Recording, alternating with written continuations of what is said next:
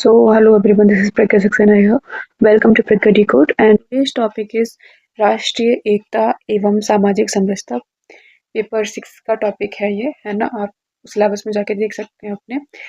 तो आपने अगर सिलेबस प्रीवियस ईयर्स का पेपर अगर आपने चेक किया हो मेंस पेपर 6 के, तो जो आपके जो 4 ऑप्शंस दिए होते हैं ना 1000 वर्ड्स में ऐसे लिखने वाले, उसमें आप देखेंगे कि जो सिलेबस में मेंशन है ना, उसमें आपको एक टॉपिक अपने सिलेबस का उसमें जो प्रिंटेड है उसमें से ज़रूर मिलेगा, ठीक है। बाकी के 3 टॉपिक्स ऐसे होते हैं जो हो सकता है आपने ना पढ़े हों, बट आप उसमें लिख सकते हैं। तो मैं कह रही हूँ कि जो आपके प्रिंटेड हैं ओनली सिलेबस में, आप वो टॉपिक्स अच्छी तरीके से पूरे कवर कर लीजिए, ठीक है।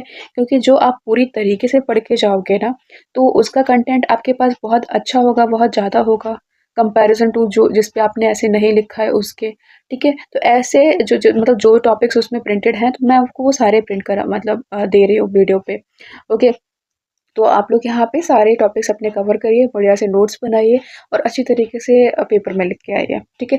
स्टार्टिंग करते हैं हम प्रस्तावना से, है ना। आज का टॉपिक मैंने बहुत ज़्यादा लेंदी नहीं लिया हुआ है, मतलब ऐसा है कि आप इसको पेपर में बहुत आसानी से लिख सकते हो, ठीक है।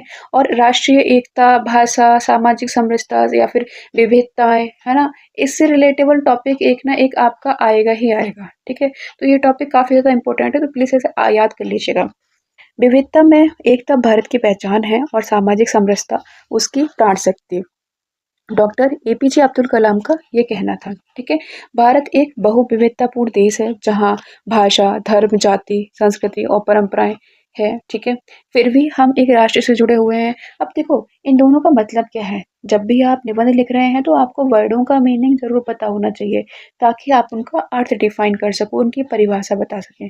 तो हम राष्ट्रीय एकता की अगर बात करें तो एकता क्या है, जैसे आपसे अगर कोई पूछे, है ना, आप कहीं जाते हैं या कोई फॉर्म फिलअप करते हैं अपना, तो वहाँ पे सिटीजनशिप पूछी जाती है आपकी, ओके। आपसे आपकी सिटीजनशिप पूछी जाती है कि आपकी नागरिकता क्या है, तो हम क्या कहते हैं, जस्ट वी आर इंडियंस, है ना। आई एम फ्रॉम इंडिया, हम भारतीय नागरिक हैं। तो ये क्या है आपकी, ये राष्ट्रीय एकता को डिफाइन करता है, ठीक है। वहीं अगर हम बात करें सामाजिक समरसता की, समरसता यानी कि अलग अलग जो विविधताएं हैं हमारे देश के हर कोने में, है ना। आप साउथ में जाओगे तो आपको अलग कल्चर, अलग रंग के लोग, अलग बोलियां मिलेंगी, वहाँ के कल्चर अलग है, वहाँ की वेशभूषा अलग है। वैसे ही आप east, north, west side, central India, मतलब सभी रीजन्स को आप देखेंगे इंडिया के, तो बहुत ज़्यादा डिफ्रेंसिएशंस आपको मिलेंगे। तो ये सामाजिक समरसता है, बट हम सभी लोग एक चीज़ से बाइंड अप हैं, बंधे हुए हैं, और वो किससे, कि हमारी नागरिकता क्या है। We are Indians, we all are Indians, हम भारत के लोग, ठीक है। तो ये दोनों जब एक साथ में आ जाते हैं, है ना, मिल जाते हैं, तो एक हमारे मजबूत राष्ट्र का निर्माण होता है, ठीक है। जैसे ही भारत पे कोई दुविधा आती है, अब जैसे हम रिसेंट न्यूज़ देखें तो असम में बहुत ज़्यादा फ्लड आया हुआ है, ठीक है। अब ऐसा तो नहीं है कि नहीं भाई असम के लोग हैं, अच्छा वो लोग अपना देखते रहें, नहीं। इंडिया के हर कोने से उनके लिए हेल्प जारी है। डजेंट मैटर कि भाई हम असम गए भी नहीं हैं, हम असम के लोगों को जानते भी नहीं हैं, बट बहुत सारे लोग जो हैं वो उनकी मदद कर रहे हैं, ठीक है। तो इस तरीके से राष्ट्रीय एकता और जो सामाजिक समरसता है, जब वो दोनों एक साथ आते हैं तो एक मजबूत राष्ट्र का विकास होता है। आर्थिक विकास लो या फिर हर तरीके से उस राष्ट्र का विकास होता है। साथ में शांति, प्रगति और समृद्धि भी विकसित होती है, ठीक है। अब इसका महत्व जान लें। तो राष्ट्रीय सुरक्षा और अखंडता के लिए आवश्यक है, वही बिल्कुल आवश्यक है। अगर हम एक दूसरे का साथ नहीं देंगे तो इंडिया के किसी भी कोने पे लोग कोई भी अटैक कर जाएगा, ठीक है। तो हम लोग इसमें एक साथ खड़े रहते हैं, है ना। सामाजिक सद्भाव रखना चाहिए, इंसानियत की स्थापना हो हमारे समाज में, शांति की स्थापना हो। हम लोग सभी लोग एक साथ मिलकर काम करेंगे तो हमारे इंडिया का इकोनॉमिक डेवलपमेंट अच्छा होगा, लोकतंत्र भी मजबूत रहेगा। वसुदेव कुटुम्बकम की भावना को साकार करना है, ठीक है। फिर भारत में क्या क्या विविधता के आयाम है, किस तरीके से कैसे कैसे अलग है हमारा भारत। तो हम भाषा में बात कर लें तो जो शेड्यूल्ड लैंग्वेज है, जो आपकी 8वीं अनुसूची में मेंशन है, तो उसमें 22 भाषाएं हैं, प्लस 22 भाषाओं के अलावा भी भारत में और बहुत सारी भाषाओं का बोलचाल है, ठीक है। धर्म पे बेस्ड बात कर लें तो हिंदू, मुस्लिम, सिख, ईसाई, बौद्ध, जैन, पारसी, ये सब धर्म है, अलग अलग हैं। सांस्कृतिक विविधता, विभिन्न रीति रिवाज, त्योहार, खान पान, वेशभूषा, इस तरीके से समरसता है, ठीक है। भौगोलिक विविधता की बात करें तो आप हिमालय से कन्याकुमारी जाएँ और कच्छ से अरुणाचल प्रदेश तक जाएँ, तो आपको बहुत सारे कल्चर्स में, वेशभूषा में, लोगों की बोलचाल में, उनके रंग-भेद में बहुत सारे डिफरेंशिएशंस देखने को मिल जाएँगे। तो ये हमारे भारत में विविधताओं के आयाम हैं, जिनमें हमें अलग-अलग चीज़ों को देखने को मिलता है, ठीक है? फिर ऐतिहासिक परिप्रेक्ष्य की बात करें कि हमारा प्रेज़ेंट टाइम में किस तरीके से क्या स्थिति थी या किन चीज़ों ने डेवलपमेंट किया। तो स्वतंत्रता संग्राम ने विभिन्न जाति, धर्म, भाषा के लोगों को एकजुट किया, है ना? कहीं न कहीं अगर वो लोग भी जाति धर्म में लड़ते रहते, आपस में लड़ते रहते, तो क्या आज के दिन हम आज़ाद हो पाते?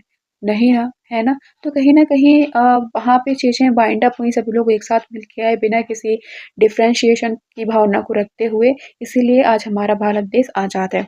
महात्मा गांधी ने भी संदेश दिया किसका? स्वदेश का। है ना? कि अपने कंट्री के प्रोडक्ट्स चलाएँ हम लोग, सर्वधर्म समभाव, है ना? कि जो सारे धर्म हैं वो कहीं न कहीं सेम है, एक जैसी भावना रखनी चाहिए। मुझे लगता है कि हर धर्म हमें सबसे पहले यही सिखाता है कि हमें लोगों के प्रति, जानवरों, पशु-पक्षी, पर्यावरण के प्रति मानवता, इंसानियत रखनी है। फिर बाद में वो चीज़ें अलग आती हैं। अगर आपके मन में इंसानियत की भावना है, तो आपको कुछ भी मैटर नहीं करता, कौन-सी जाति से है, कौन से धर्म से है ना? या फिर जेंडर वाइज़नेस, रंग, वेशभूषा, बोलचाल, ये आपके लिए मैटर ही नहीं करता है। तो ये आपको सबसे पहले मानवता को अपने मन में उतारना है। अस्पृश्यता उन्मूलन का संदेश, यानी कि जो अनटचेबिलिटी, जो छुआ-छूत आज भी समाज में ये चीज़ व्याप्त है ना? तो ये कहीं न कहीं हमें पास्ट टाइम से ये संदेश मिले हुए हैं। संविधान में हम भारत के लोग क्यों कहा गया है? आपने प्रस्तावना पढ़ी होगी, तो उसमें क्या कहते हैं? We the people of India, okay, हम भारत के लोग, तो ये हमारे एक राष्ट्रीय एकता की पहचान है। ठीक है, हम वर्तमान परिदृश्य यानी कि चुनौतियों की बात करें तो क्या-क्या है चुनौतियाँ? जातिवाद और भेदभाव बहुत ज़्यादा हो रहा है प्रेज़ेंट टाइम में।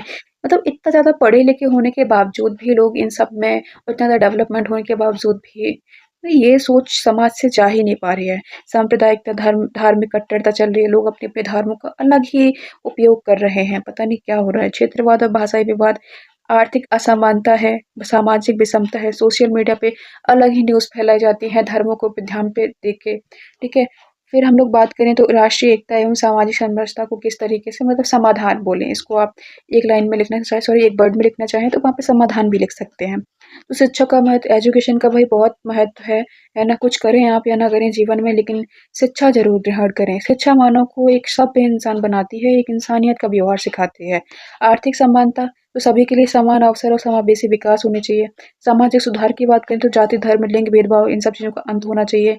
राष्ट्रीय एकता के पर्व प्रतीक क्या है? राष्ट्रीय पर्व, खेल, सेना और सांस्कृतिक आदान-प्रदान, ये सब चीज़ें हों। फिर मीडिया और तकनीक का सकारात्मक प्रयोग हो, युवाओं की भूमिका, स्वयंसेवक हो, नेतृत्व करें और जागरूकता कार्यक्रम, ये सब चीज़ें चलाएँ। तो ये समाधान है। फिर उद्धरण ये दिए गए हैं जो कि स्वामी विवेकानंद, महात्मा गांधी और पंडित नेहरू ने दिए हुए हैं। ठीक है, फिर करंट अफेयर क्या कुछ चला हुआ है राष्ट्रीय एकता को बनाए रखने के लिए। तो एक भारत श्रेष्ठ भारत, विभिन्न राज्यों के बीच सांस्कृतिक और सामाजिक जुटाव के लिए ये अभियान चलाया गया। G20 जो समिट हुई थी उसमें अवधारणा रखी गई वसुधैव कुटुंबकम की। डिजिटल इंडिया अभियान, तकनीक के माध्यम से समाज जो है वो एक साथ मिल के रहे, है ना? इतनी सारी विविधताओं के बावजूद। बेटी बचाओ, बेटी पढ़ाओ, उज्ज्वला योजना, जन धन योजना, ये कहीं न कहीं सामाजिक न्याय योजनाएँ हैं। स्वच्छ भारत मिशन, यानी कि भई हम सभी मिलके भारत को स्वच्छ रखें। हालिया घटनाएँ जैसे देखेंगे तो कश्मीर में पर्यटन वृद्धि हुई है, ठीक है? वहाँ पे ऐसा नहीं है कि नहीं मुस्लिम धर्म के लोग ज़्यादा रहते हैं, तो क्या अलग धर्म के लोग नहीं जाते हैं घूमने के लिए? नहीं, ऐसा नहीं है ना? इवन आप बहुत सारे मतलब अलग-अलग धर्मों के प्लेसेस भी देखेंगे तो वहाँ पे पर्यटन काफ़ी अच्छा बढ़ा हुआ है। उत्तर-पूर्व का विकास हुआ है, जो नॉर्थ ईस्ट इंडिया है, वहाँ पे भी पर्यटन के तौर पे बहुत ज़्यादा डेवलपमेंट हुआ है। अंतर्राष्ट्रीय योग दिवस की वैश्विक भागीदारी, आपने देखा होगा कि जो योगा डे है वो इंडिया से स्टार्ट हुआ था, फिर उसको इंटरनेशनल योगा डे डिक्लेयर कर दिया गया। तो ये कि कहीं न कहीं पॉजिटिव और एकता की छवि को दर्शाते हैं। निष्कर्ष की बात करें तो राष्ट्रीय एकता और सामाजिक समरसता भारत की आत्मा है। यदि हम विविधता का सम्मान करते हुए एक दूसरे के साथ समरसता से रहें, तो भारत विश्व का सबसे शक्तिशाली, शांतिपूर्ण और समृद्ध राष्ट्र बन सकता है ना? ऐसा होना चाहिए। आजकल तो पॉलिटिशियंस भी अलग-अलग तरीके के बयान दे रहे हैं, वो कंप्लीट जनरेशन को ही पता नहीं कौन-सा नाम दे रहे हैं। तो आई होप आप राजनीति सिर्फ़ इतनी ही करें, जिससे आप मानवता, इंसानियत को ना भूलें, ठीक है? तो ये आज का टॉपिक था, है ना? आपको पसंद आया हो तो please like, share and subscribe the video. Subscribe करने बिल्कुल ना भूलिए। मैं और भी बहुत अच्छा-अच्छा एग्ज़ाम कंटेंट आप सभी के लिए प्रोवाइड करूँगी। वीडियो पसंद आया हो तो please like it. Okay, thank you so much. Bye bye.